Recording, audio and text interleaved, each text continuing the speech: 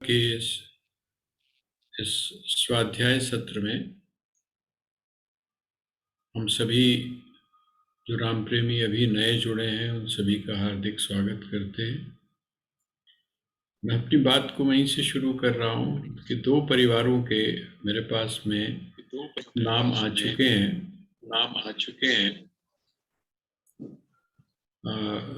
जिन्होंने आवाज इको हो रही है, आवाज बहुत इको हो रही है। तो और बाकी की जो भी राम प्रेमी हैं वो यदि अपने नाम देंगे तो वहाँ पर उनकी जो व्यवस्था है उसको उसके हिसाब से किया जाए। तो मैंने जैसे आप सभी से निवेदन किया था कि प्रयास यही करिए कि 5 या 6 तारीख तक हमारे पास में नाम आ जाएं, ताकि वहाँ पर उनकी जो व्यवस्था है वो किस प्रकार यहाँ से जाना है और वो सारी व्यवस्थाएं हो सके। तो उसके लिए मैं आपको सभी को आमंत्रित कर रहा हूँ। आप अपने मिशन में एक बार जो लोग कुछ हमारे राम प्रेमी ऐसे हैं जो सीधे यहाँ के साथ ही जुड़े हैं, अर्थात स्वाध्याय के साथ श्रीमद् भगवद गीता के, तो हम चाहते हैं कि आप भी वहाँ पर एक बार अवश्य आएँ और वहाँ जो है वो वहाँ का रूप, क्योंकि उसका बहुत अच्छा प्रयोग हम लोग कर सकते हैं अपनी साधना के मकसद को रखते हुए। तो आप सभी का हार्दिक स्वागत है। आवाज इको हो रही है, ये आवाज इको हो रही है।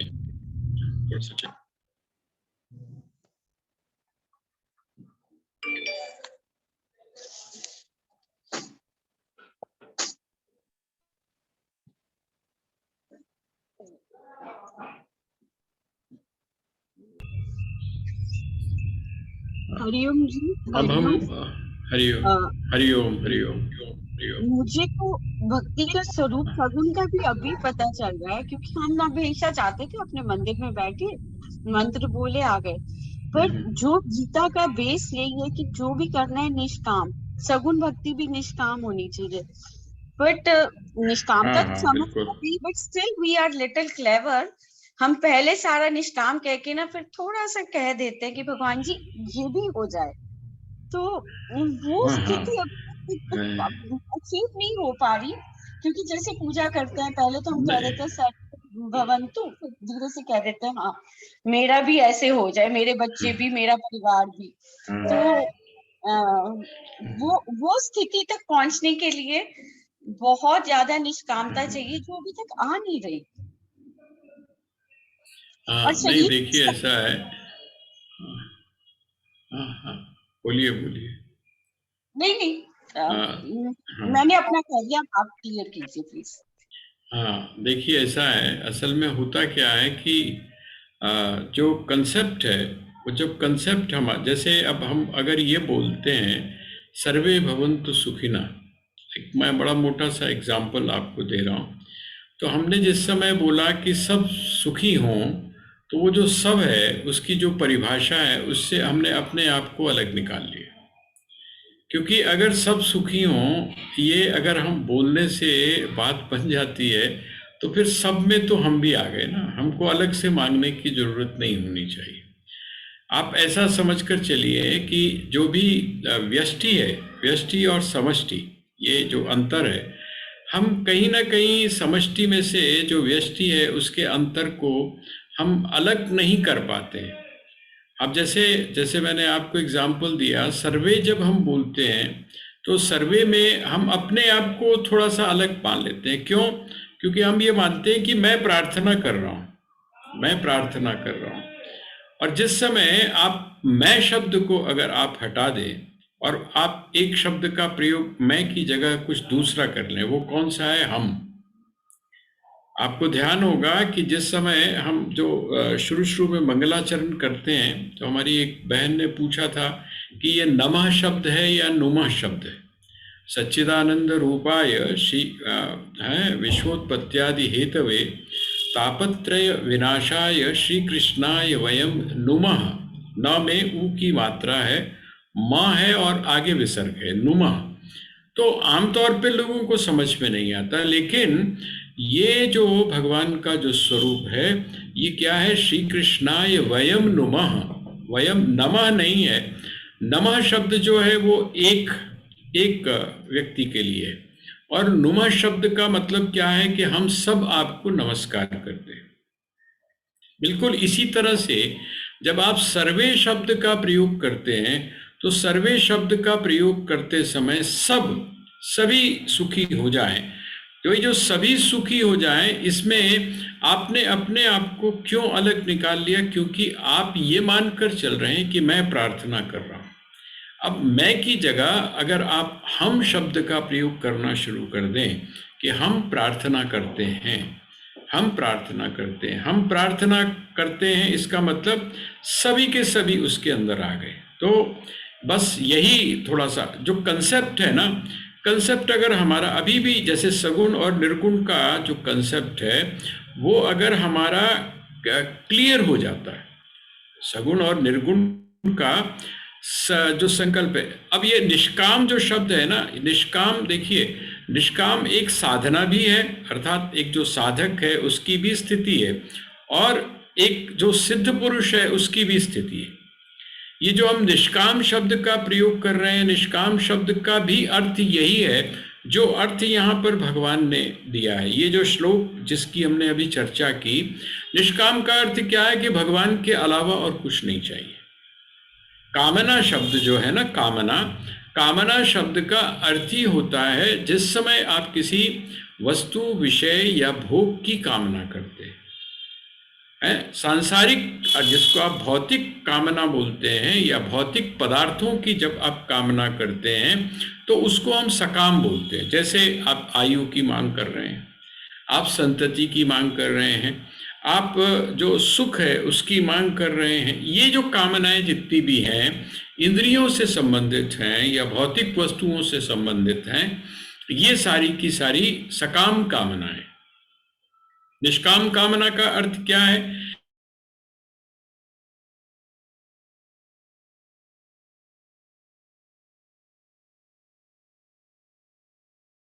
बस कहते हैं क्योंकि अभी आप साधक हैं। देखिए थोड़ा सा इस चीज को भी हम समझ लें, अभी हम साधक हैं तो हमारे लिए कामना कौन सी श्रेष्ठ है, हमारे लिए कामना कौन सी करनी चाहिए?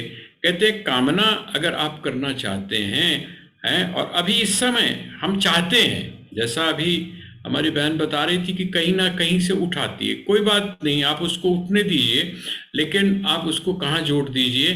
कहते परमात्मा के साथ जोड़ दीजिए। आपकी कामना परमात्मा की कामना के साथ में जिस समय जुड़ जाती है तो उसका परिणाम क्या? हम थोड़ा सा इसमें जैसे हमारी जो सांसारिक दृष्टि होती है ना, उसमें हम क्या करते हैं कि हम उस काम को करना पसंद करते हैं, हम हित और अहित की बात सोच लेते हैं, लाभ और हानि की भी बात सोच लेते हैं। वो कहते हैं अगर आप परमात्मा से जुड़ते हैं, एक तो दृष्टि ये हो गई कि आप परमात्मा से जुड़े, अर्थात परमात्मा के अलावा आपको और कुछ नहीं चाहिए, और दूसरी तरफ ये है कि परमात्मा भी मिले और साथ में जो है वो संसार के भोग भी मिल जाए। एक रास्ता ये भी आ गया। तीसरा रास्ता ये आ गया कि परमात्मा की क्या जरूरत पड़ी है ना, सिर्फ भोगों की प्राप्ति हो जाए, बस इतना ही हमारा पर्याप्त। इसका मतलब तीन जो लाइंस हैं वो हमारे सामने क्लियर हो गई। अब ये जो जिसको मैंने सबसे लास्ट में कहा कि भोगों की इच्छा हमारे जीवन में हो, तो ये सामान्य बुद्धि से भी समझ के जिसको बोलते हैं नासमझी, हम इसको बोल सकते हैं। क्यों? क्योंकि हम ऐसी चीजों के लिए पीछे भाग रहे हैं जो क्षणिक हैं, जो बदलने वाली है। आज हमारे पास में है, कल हमारे पास में नहीं है। ठीक है, तो एक तो ये है। अच्छा, अब दूसरी वाली बात है, दूसरी में हमको क्या चाहिए? हम दोनों हाथ में लड्डू रखना चाहते हैं, है ना, हम दोनों हाथ में लड्डू रखना चाहते हैं। तो जो हाँ हाँ हाँ, ये है ना, हाँ, इसको जगदीश भी मिल जाए। हाँ, तो ये जो चीज है, इसका मैं आपको बताऊंगा। इसका ये जो एक स्थिति हमारी है, ये भी एक तरह से नासमझी की है। नासमझी की क्यों है, हम आगे आके चर्चा करते हैं उसकी। आपको ध्यान होगा स्वामी राम ने एक बड़ा अच्छा उदाहरण दिया है, बहुत अच्छा उदाहरण है वो, और वो है ग्रीक माइथोलॉजी से, है ना। वो कहते हैं कि एक एक राजकुमारी थी, मैं अब नाम लूंगा तो शायद आपको वो उदाहरण याद आ जाए। एक राजकुमारी थी, उसकी सबसे बड़ी खासियत ये थी कि उसके जब भी विवाह की बात उसके माता पिता करते थे तो अपने पिता को कहती थी कि मैं उससे विवाह करूंगी जो मुझको दौड़ में हरा देगा, जो मुझको दौड़ में हरा देगा मैं उससे विवाह करूंगी।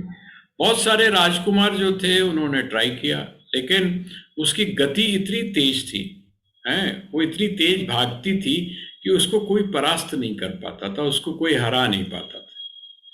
तो एक जो राजकुमार था उसने सोचा कि नहीं, कई लोग होते हैं ना जिन लोगों को ये होता है कि चैलेंज वाला काम करना, तो उन्होंने कहा कि इसको हराना चाहिए, लेकिन मुझे लगता है कि जिस तरीके से लोग इसको हराने की कोशिश कर रहे हैं वो तरीका कहीं न कहीं गड़बड़ है। तो वो जो युक्ति है ना, वो जो टोटका है, वो टोटका कहाँ से आपको मिले, है ना, युक्ति कहाँ से मिले, जिस युक्ति ऐसी हो जिससे कि आपको मुक्ति मिल जाए। तो कहते हैं वो कहाँ से मिल सकती है, तो वो कोई बुजुर्ग हो, आपके घर के अंदर कोई बुजुर्ग हो, कोई अनुभवी व्यक्ति हो, या अगर आध्यात्मिक धरातल के ऊपर आप इसको देखते हैं तो वहां पर कौन हो, तो कहते हैं गुरु हो, कोई संत हो, वो संत आपको युक्ति बता देता है। तो उसने क्या किया, अपने गुरु के पास में पहुंचा, राजकुमार जो था वो अपने गुरु के पास पहुंचा और उसने जाकर अपनी इच्छा जो है वो वहां पर व्यक्त की। उसने कहा कि मैं इस तरीके से चाहता हूं, लेकिन उसको कोई हरा नहीं पाता। उसने कहा ठीक है, कोई बात नहीं, हरा नहीं पाता है तो एक नियम तो आपने सुना होगा। कहते हैं हाँ सुना है। कहते हैं क्या है, कहते हैं कि एक नियम है कि कुछ पाने के लिए कुछ खोना पड़ता है, कुछ पाने के लिए कुछ खोना पड़ता है, बड़ा साधारण सा नियम है। तो उसने कहा ठीक है जी, मैं सब कुछ करने के लिए तैयार हूं। तो उसने कहा ऐसा है कि उसकी कमी का पता करो। प्रत्येक व्यक्ति के जीवन में कहीं ना कहीं किसी वस्तु के प्रति आकर्षण होता है ना। उसके आकर्षण का पता करो कि उसका आकर्षण किस तरफ सबसे ज्यादा है, किस तरफ उसका खिंचाव है, कौन सी उसके जीवन में जो सॉफ्ट है ना, सॉफ्ट पॉइंट जो है वो कौन सा है। तो आप सभी जानते हैं, हाँ, हमारी बहनें और माताएं बैठी हुई हैं, इनका सबसे बड़ा सॉफ्ट पॉइंट कौन सा होता है। तो हमारे शास्त्रों में कहा गया है कि ये जो लक्ष्मी है ना, चेतन जो लक्ष्मी है, इस चेतन लक्ष्मी का आकर्षण जड़ लक्ष्मी की तरफ बहुत होता है। और वो जड़ लक्ष्मी कौन सी है, तो कहते हैं वो जड़ लक्ष्मी है सोना, स्वर्ण, सोने की तरफ विशेष आकर्षण होता है ना। जब किसी ज्वेलरी की दुकान के सामने से गुजर रहे हों तो लगता है कि नहीं, एक नजर जरा मार ली जाए, नया फैशन पे कौन सी चीज आई है ना, कौन से झुमके नए आए हैं, कौन से सामान नया आया गोल्ड का। तो गोल्ड जो है अर्थात स्वर्ण जो है वो विशेष रूप से आकर्षित करता है। तो राजकुमार ने बताया, तो उसने कहा कोई बात नहीं, तरीका है, अब तो बड़े आराम से तुम इसको हरा सकते हो। उसने कहा क्या, उसने कहा ऐसा करो, छोटे छोटे बिस्किट्स बनवा लो सोने के, और जब इसके साथ दौड़ लगाओगे ना तो एक काम करना कि शुरू में दौड़ लगाना, क्योंकि उसको ओवर कॉन्फिडेंस है, ये सोचेगी चल कोई बात नहीं, थोड़ा सा आगे इसको निकलने दे, वो खरगोश और कछुए वाली जो कहानी है। तो जब ये आगे निकल जाओ तुम, तो एक काम करना, वो जो झूला है ना अपना, अपने पास जो तुम्हारा बैग होगा उसमें छुपा के रखना उन सोने के बिस्किट्स को, वो जो सोने के वो हैं, और उनको फेंकते जाना जमीन पर। और जब जमीन पर फेंकते जाओगे तो क्या होगा, जो तुम्हारा भार है, तुम्हारी पीठ के ऊपर जो भार है वो कम हो जाएगा। और दूसरी तरफ क्या होगा, जब तुम आगे निकल जाओगे तो ये जो राजकुमारी है इसका आकर्षण किसके प्रति है, स्वर्ण के प्रति है, ये उस सोने को भी इकट्ठा करेगी, इसका भार बढ़ जाएगा। तो ये क्या तरीका हुआ, कहते हैं कुछ पाने के लिए कुछ खोना पड़ता है। कहते लेकिन एक बात का ध्यान रखना, एक बात का ध्यान रख। हाँ हाँ, राजकुमारी तो उसके पास तो सोने की कोई कमी नहीं थी, मतलब उसके बाद भी आकर्षण सोने का। हाँ, होता है। देखो, अमीर जो लोग होते हैं, आप क्या सोचते हो उनको, उनका धन के प्रति आकर्षण नहीं होता है? आप तो चारों तरफ देखिए, वो कहते हैं कि ये चीज बड़ी अजीब सी है, जैसी जैसी बढ़ती जाती है, कामी ही नारी प्यारी झिमी और लोभी ही प्रिय झिमी दाम, है ना? जैसे जैसे आपके पास में ये चीज बढ़ती चली जाती है, वैसे वैसे इसका आकर्षण और ज्यादा होता जाता है।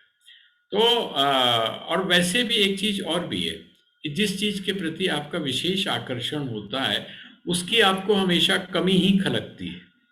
अब जिसका साड़ियों के प्रति आकर्षण हो, या जिसका ज्वेलरी के प्रति आकर्षण हो, यहाँ तक कि आपने देखा होगा कि घर के अंदर 20-20 जोड़े जूते होते हैं। अब 20 जोड़े जो जूते हैं या सैंडल्स हैं, वो तो इकट्ठे पहनने नहीं है ना, लेकिन आकर्षण जिस चीज का हो, हर व्यक्ति को अलग अलग का।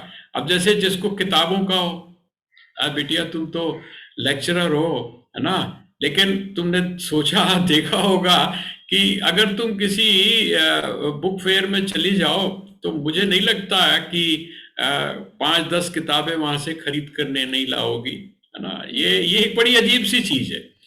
तो और अंकल, जब हाँ, रियलाइजेशन हाँ, होती है, जब हमको हाँ, एक बार तो हम इकट्ठा करते रहते हैं, लेकिन जब रियलाइजेशन होती है तो हम सोचते हैं हम कितने मूर्ख थे, हमने किन चीजों पे ध्यान दिया। मतलब ये बाद में रियलाइज होता है कि हम कितने हाँ, गलत। हाँ, हाँ, बिल्कुल बिल्कुल। ये नहीं, गलत पैंडेमिक क्या, ने भी हमको ये हमें लग। रियलाइज करा दिया कि ये हाँ, वर्ल्ड हाँ, की जितनी भी चीजें हैं बेकार है, क्योंकि पूरा एक साल भर बिल्कुल हमारी अलमारी में कपड़े वैसे ही सजे रहे, सब चीजें वैसी ही पड़ी रही, तो इनकी निरर्थका बिल्कुल। निरर्थकता तका हमें निरर्थकता। आभास होगा। हाँ, हाँ। हाँ। देखो हमारी हिंदी कितनी इम्प्रूव हो गई है ना? तो ये अच्छा, अब चलो हम आगे बढ़ते हैं। तो वो जो था, वो जो राजकुमारी थी, वैसा ही हुआ जैसा उनके गुरु ने बताया था। और उसके बाद क्या हुआ, वो राजकुमारी हार गई। जो बात, ये जो कथा है या ये जो कथानक है, वो जो बात कहना चाहता है या जो संकेत करना चाहता है, हम उसकी तरफ ध्यान दें। वो ये कहते हैं कि वो जो हार गई तो किसके साथ शादी हो गई? राजकुमार की किसके साथ शादी हो गई? वो राजकुमारी के साथ में। अच्छा, वो जो राजकुमारी ने जो इकट्ठा किया था, सोना जो इकट्ठा किया था, वो सोना राजकुमारी का जो था, वो किसका हो गया? उसका जो स्वामी है वो कौन बन गया? वो कहते हैं कि ये सौदा हमको बार बार से तो लगता है कि कुछ पाने के लिए कुछ खोना पड़ता है, लेकिन इस सौदे में सबसे बड़ी खासियत यह है कि इसमें कुछ भी व्यक्ति खोता नहीं है। वो जो खोया हुआ आपको महसूस होता है, वो भी क्या होता है, वो भी आपको उपलब्धि ही होती है, आपको मिलता ही है। कहते हैं इसी प्रकार से जब आप परमात्मा के साथ अपने आप को जोड़ते हैं, तो आपके जीवन में किसी भी प्रकार की कोई हानि नहीं होती है। ये जो तीसरा जो है, जो जिसको हम सर्वोत्कृष्ट बोल रहे हैं, आपके लिए आप ऐसा समझ लीजिए कि जिस तरीके से हम अपने हाथ में दोनों लड्डुओं को रखना चाहते हैं, जिस तरीके से हम सोच रहे हैं कि हमारे दोनों हाथों में लड्डू आ जाएं, अर्थात हमारे पास में भौतिक समृद्धि भी हो, भौतिक यश भी हो, ये सारी चीजें हों, हैं, और साथ में आध्यात्मिक उन्नति भी हो। उस तरीके से तो नहीं हो पाती, लेकिन जिस तरीके से आप जिसको हम आध्यात्मिक तरीका बोलते हैं, जब आपको आध्यात्मिक उपलब्धि होती है, तो आपने महसूस किया होगा कि उनके पास में वो जो भौतिक पदार्थ हैं, जिनकी आकांक्षा पहले वो किया करते हैं। स्वामी राम का आप ध्यान कीजिए, वो एक शेर जो है बड़ा मशहूर, भागती फिरती तो दुनिया जब तलब करते थे हम। भागती फिरती थी दुनिया जब तलब करते थे हम, नजर जब इससे चुराई बेकरार आने को, है ना? स्वामी राम जो है, उनके जीवन को आप देखिए, कितने अभाव में वो गुजरे, और उसके बाद में जिस समय उस मार्ग पर वो पहुंच गए, तो वो सारी चीजें जिनके पीछे किसी समय में भागा भागा किया जाता था, जिसके लिए हम तरह तरह के प्रयोग करते थे, वो कहते हैं वो सहज रूप से आ गए। मुझे ध्यान आता है तो तुलसीदास जी का। आप जिस समय तुलसीदास जी के चरित्र को पढ़ते हैं तो तुलसी क्या बात कहते हैं। तुलसी जी कहते हैं कि देखो, एक जमाना था जब मैं जिस समय भिक्षा लेने के लिए जाया करता था, बच्चा था ना। तुलसी दास जी का जो जीवन है वो आपने अगर पढ़ा हो तो दुर्भाग्य वाला माना जाता था। उसका कारण है कि जन्म हुआ तो माता पिता सबकी मृत्यु हो गई, है ना। तो क्या माना जाने लगा कि ये बड़ा अशुभ बच्चा है। जब पैदा हुए तो कहते हैं उनके दांत भी थे। अब इस तरह का जो बच्चा है उसको लोगों ने क्या माना? लोगों ने ये माना डेविल है, डेविल है, अर्थात ये कोई ऐसी आत्मा है जो नकारात्मक है ना, इस रूप में माना।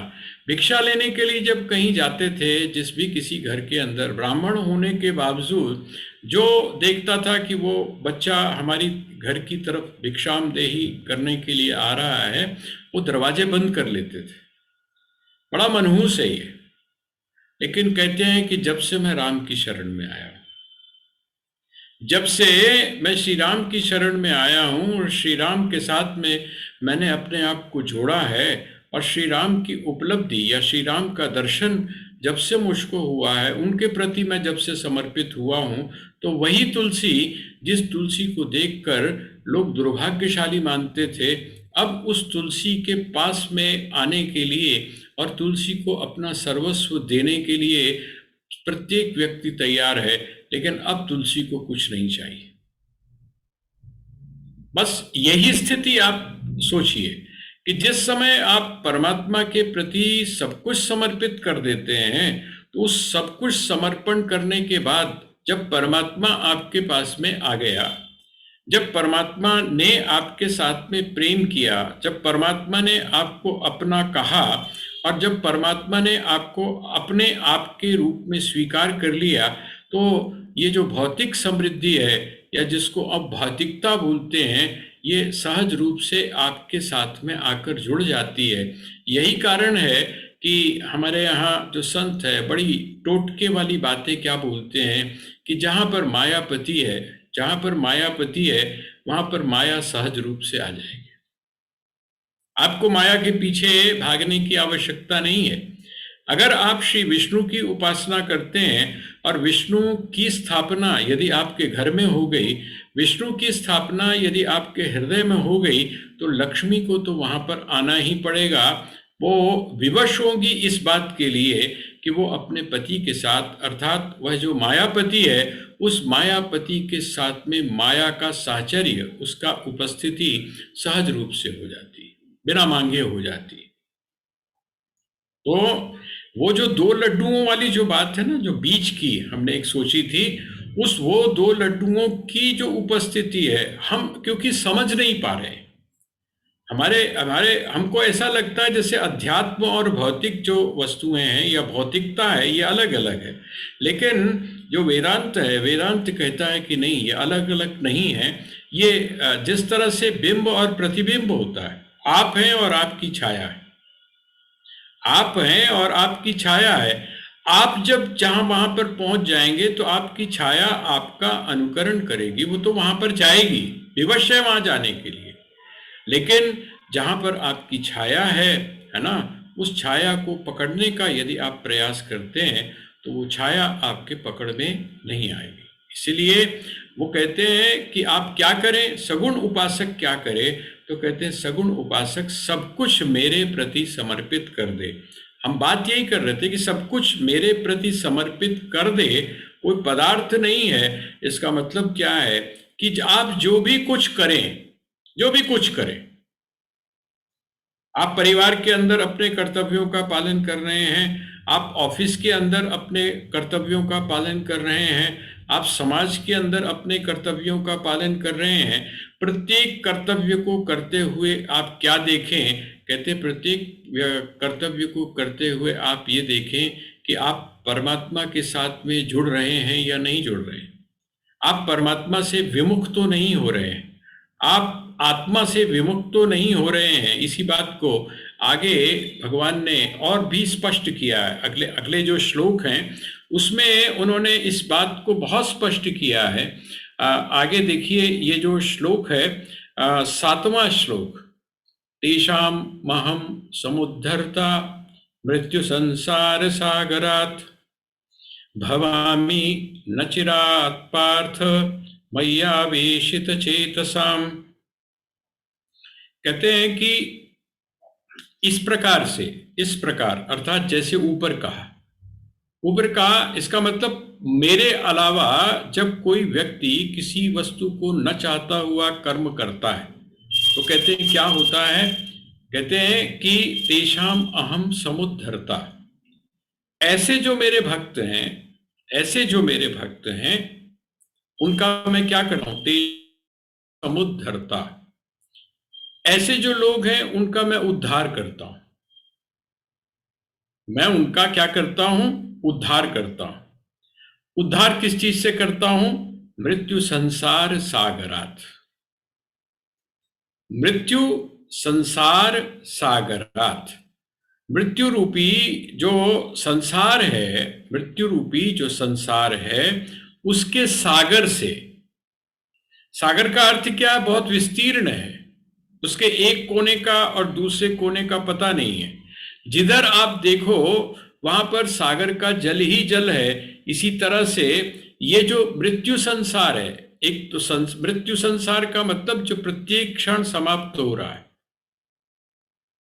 मृत्यु का अर्थ हम समझ रहे हैं ना, मृत्यु का अर्थ हमने जिस रूप में समझा, यहां मर्त्य का अर्थ होता है जो मरण धर्म है, जो मरणशील है। मरणशील का अर्थ क्या हुआ, मरणशील का अर्थ यह हुआ कि प्रत्येक क्षण परिवर्तित हो रहा है। प्रत्येक क्षण जो है वो क्या कर रहा है, बदल रहा है। कौन सी चीज बदल रही है, थोड़ा सा हम पीछे वाला जो श्लोक है ना, पीछे वाला जो श्लोक है जहां पर उन्होंने कहा कि जो व्यक्ति किसके साथ में जुड़ा हुआ है, शरीर के साथ में जुड़ा हुआ है, जो देह के साथ में जुड़ा हुआ है, जो देह को आत्मा मान रहा है। अच्छा, देह में और आत्मा में क्या अंतर है, तो कहते हैं देह जो है वो प्रत्येक क्षण परिवर्तित हो रही है, लेकिन आत्मा जो है वो प्रत्येक क्षण परिवर्तित होने वाला नहीं है, अपरिवर्तनशील है। देहिनोस्मिन् यथा देहे पौमारम यौवनम दरा तथा देहांतर प्राप्ति धीरस तत्र न मोह्यति। कहते हैं वो व्यक्ति इस बात को जानता है कि इस देह के अंदर जो रहने वाला देही है वो कभी भी क्या है, नष्ट नहीं होता। देह नष्ट होता है, देही नष्ट नहीं होता है। थोड़ा सा उस पूरे के पूरे व्यापक रूप से इसको आप देखिए। मृत्यु संसार सागरात का अर्थ क्या है कि मैं उसको क्या करता है, मृत्यु रूपी जो संसार है, मृत्यु रूपी अर्थात मरण धर्मा, यह जो संसार है जो संसरण कर रहा है। संसार का अर्थ क्या है, संसरती थी, जो गति से चल रहा है। जैसे पानी चलता है, बहता है, कहते जो बह रहा है अर्थात प्रत्येक क्षण परिवर्तित हो रहा है, ऐसा वह जो सागर है उससे मैं क्या करता हूं, उसको समुद्धरता, उसको निकाल लेता हूं, बाहर निकाल लेता हूं, उसमें मैं उसको डूबने नहीं देता। अब आप सोचिए, थोड़ा सा इसको हम एक और तरह से सोच कर देखते हैं। जिस समय सगुण आप उपासना करते हैं, सगुण साकार की उपासना जब आप करते हैं तो क्या होता है, वो जो शरीर है वो शरीर से आपको बाहर निकाल देता है। इसका मतलब क्या है, आपका जो देह का अभिमान है, आपके भीतर ये जो एक वृत्ति है कि मैं देह हूं, आपको धीरे धीरे करके उस देह से उठाना शुरू करता है। और जब आप उठते हैं तो आपको पता चल जाता है कि मैं देह नहीं हूं, मैं कौन हूं, मैं तो देह से परे वह जो देही है अर्थात वह आत्मा हूं।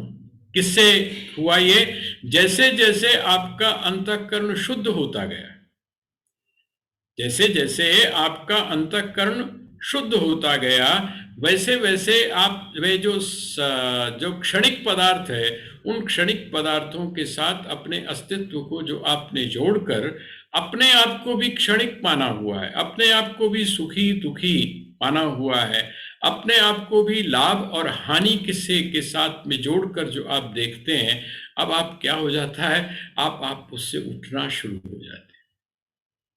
और जब आप उससे ऊपर उठना शुरू होते हैं तो क्या होता है, अब आपके लिए जो अभी तक बड़ा मुश्किल था, अभी तक आपके लिए क्या था, बहुत मुश्किल था, क्या वह जो निर्विकार, वह जो निर्विकल्प, वह जो निर्विचार की जो स्थिति थी, जहां पर आप निर्गुण निराकार तत्व की उपासना करते थे, अब आपकी का प्रवेश निर्गुण निराकार तत्व में हो जाएगा।